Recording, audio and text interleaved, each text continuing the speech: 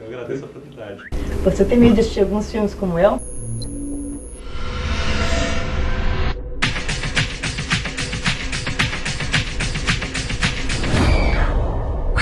Eu estou com o Robert Hall, que é o dono da empresa, e vai contar um pouco pra gente como funciona.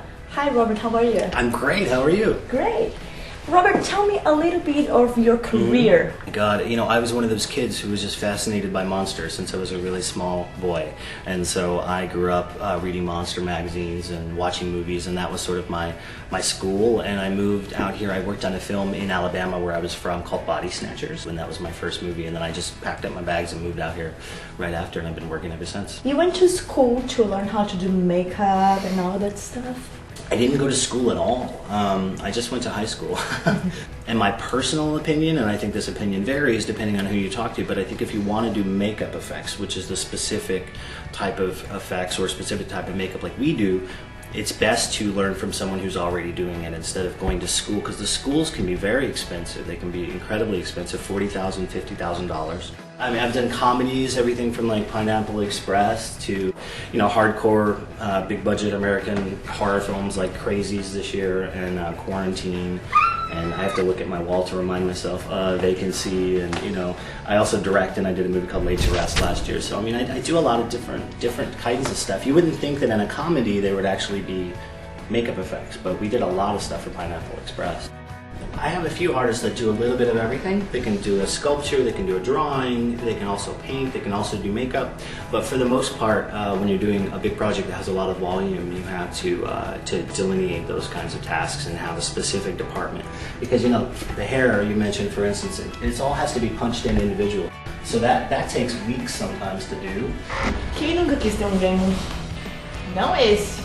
Okay, this one specific is an actor for Terminator. Wanted to do the shot where he gets the side of his face blown out. You would either cut to a fake head, or you would, you know, and we didn't want it to feel inserty, and we also didn't want it to feel too digital. So what we did was we created this piece as a fake head.